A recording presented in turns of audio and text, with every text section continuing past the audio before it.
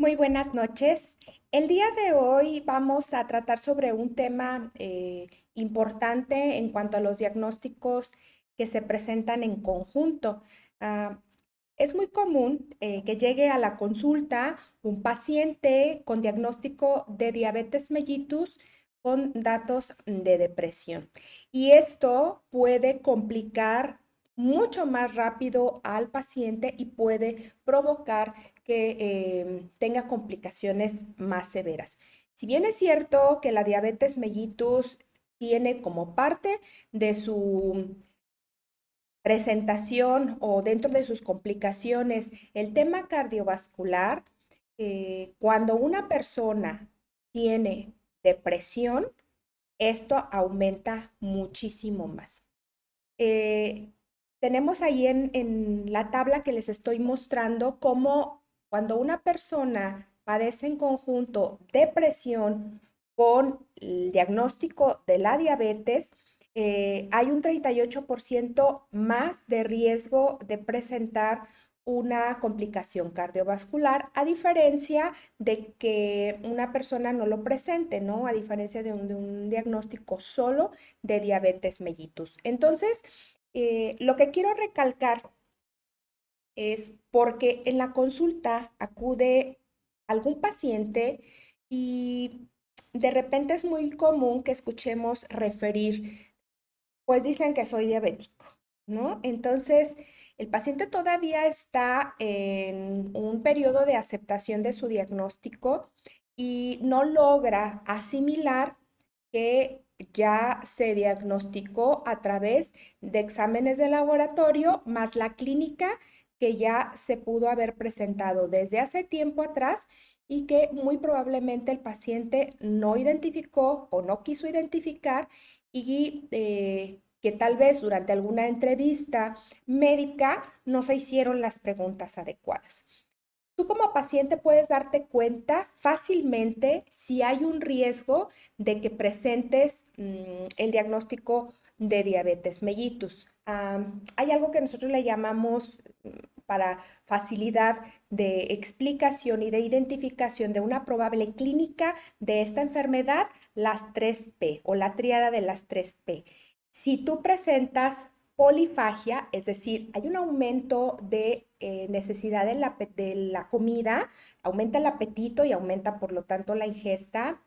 Entonces tenemos también la poliuria, que es un aumento de la frecuencia y de la cantidad que orinamos. Y también tenemos, por último, a la polidipsia, que es esta necesidad constante de estar ingiriendo agua de manera constante, con mucha necesidad, con mucha urgencia y a cualquier hora del día. E inclusive hay algunos pacientes que pueden referir esta cuestión de la boca seca y estar necesitando constantemente la ingesta de líquidos. Si tú presentas estos tres datos, es muy probable que tengas una alteración de la glucosa o que estés presentando una intolerancia a la glucosa, glucosa alterada en ayuno. Entonces, vamos, te hacemos tus exámenes de laboratorio y mediante ello diagnosticamos que efectivamente o reiteramos el diagnóstico con el que tú vienes de sospecha que tienes diabetes mellitus. Es un proceso aceptar o asimilar que padecemos una enfermedad crónico-degenerativa. Y en ocasiones, cuando nuestras redes de apoyo no son lo suficientemente fuertes, no recibimos el soporte emocional, el apoyo con la dieta, con el ejercicio, con los cambios y rutinas, pues a veces es un poco complicado que se controle las cifras de glucosa, que tengan un apego al tratamiento farmacológico, su insulina, sus pastillas hipoglucemiantes, eh, y también el apego al tratamiento no farmacológico que va a ser la dieta, el ejercicio y los cambios en el estilo de vida. Entonces, si estos factores no se combinan en conjunto para apoyar las modificaciones y el tratamiento, el apego al tratamiento que nosotros vamos a llevar, a veces es un poco complicado y el paciente entra en un periodo de duelo, de incomprensión, de desesperación, de frustración, porque de por sí, en cuanto al diagnóstico, cuando el paciente escucha tiene una cifra alterada de glucosa en ayuno o una intolerancia a la glucosa y pregunta qué es esto, bueno, es muy probable que desarrolles diabetes. El paciente inmediatamente rechaza el diagnóstico. Es muy común en un porcentaje muy elevado de los pacientes que son detectados con este dato. Y desde ahí ya hay un tema emocional que tenemos que trabajar. Bien, entonces es cierto que es complicado asimilar, ya lo mencionaba, que vamos a tener un diagnóstico que nos va a obligar a cambiar el estilo de vida. Cuando venimos con este pensamiento es complicado y entonces ahí requiere de un trabajo extra multidisciplinario para que el paciente pueda trabajar adecuadamente la aceptación de su enfermedad y entonces adquiera un compromiso para los cuidados, para el apego terapéutico y para los cambios de estilo de vida. Sin embargo, eso no es lo más importante. Lo que es importante y que debemos recalcar es que los cambios tienen que estar presentes. Deben de darse y pueden darse de manera acompañada. Eh, en cuanto a ello y enfocándonos un poco más al tema de la salud emocional y sus consecuencias, podemos ver que uno de los factores más importantes y que más complican el control de la glucosa es el estrés.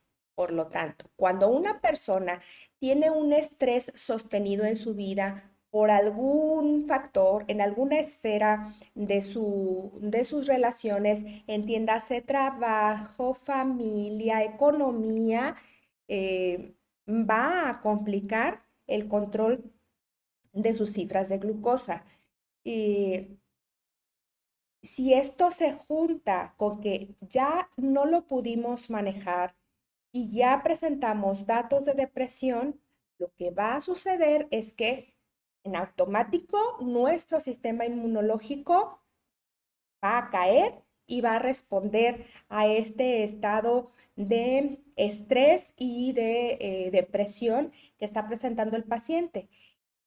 ¿Qué sucede entonces? Bueno, pues entonces ante esta depresión del sistema, eh, es más fácil que existan órganos que van a comenzar a sufrir los cambios y los efectos de estos niveles altos de cortisol y de adrenalina.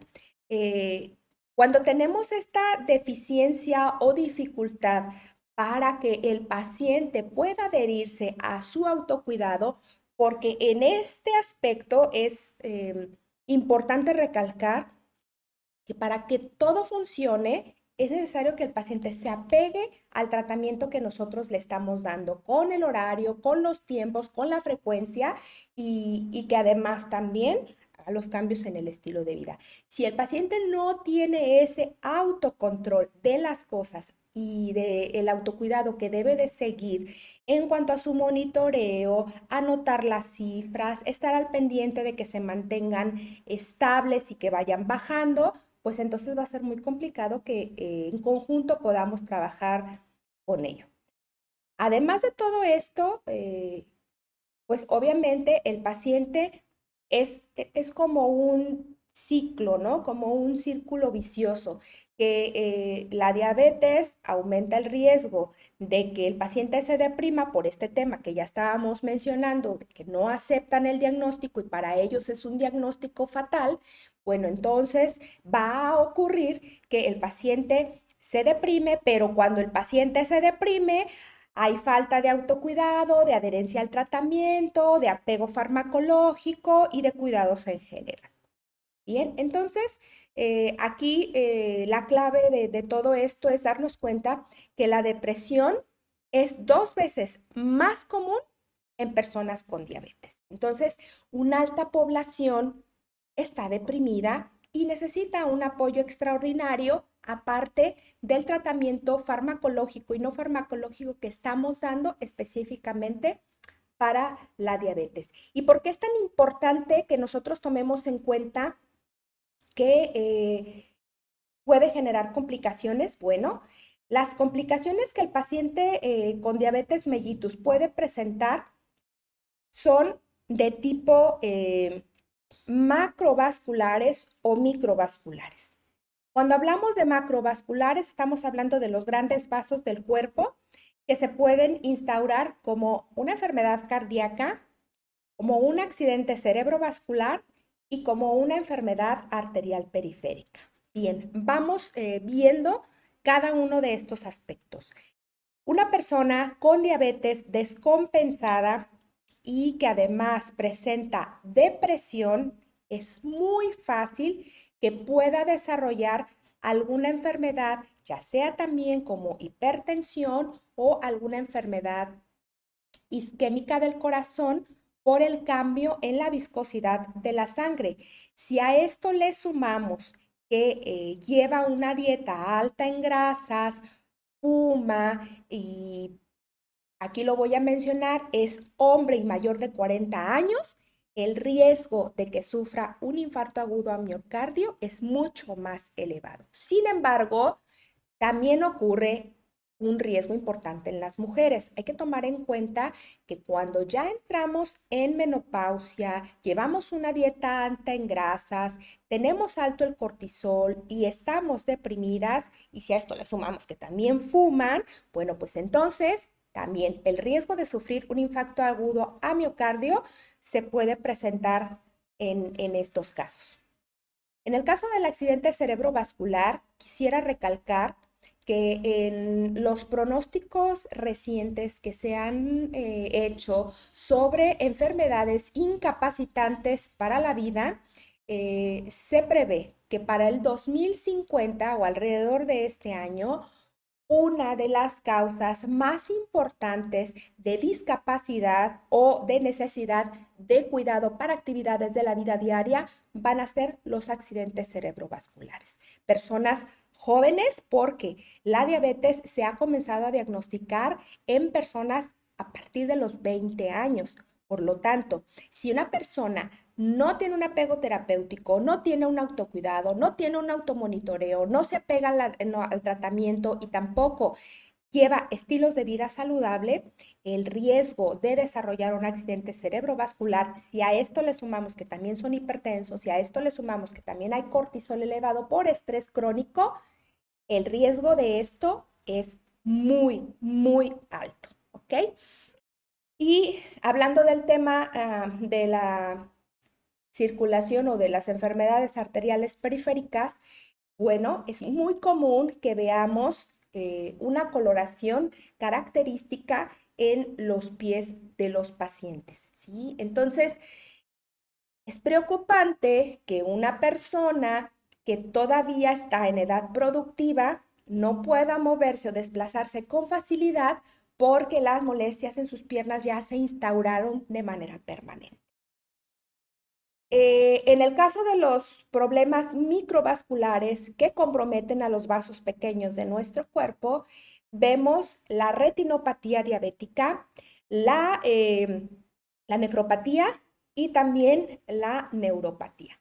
Bueno, en el caso de la retinopatía, tengo un porcentaje muy elevado de pacientes que ya perdieron la visión de alguno de los dos ojos o que de ambos ojos ya no alcanzan a distinguir imágenes y solamente ven sombras porque han mantenido por tanto tiempo las cifras de glucosa elevadas que ya dañaron esos vasos tan pequeños que están en su sistema ocular. Entonces, es importante estar en revisión constante, es importante mantener nuestros niveles de glucosa controlados para que esta afección o esta complicación no nos alcance.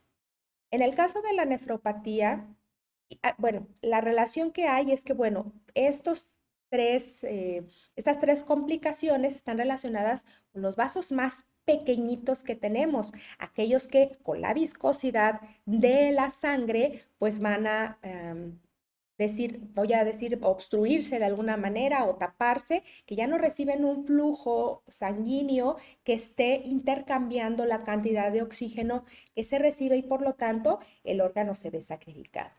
Bueno, entonces en el caso de la nefropatía ocurre que también estas venitas comienzan a dañarse, el riñón ya no recibe una cantidad importante de sangre oxigenada y por lo tanto, si a esto también se le suma que la persona padece de hipertensión arterial, pues más aún se aumenta el riesgo de padecer una nefropatía.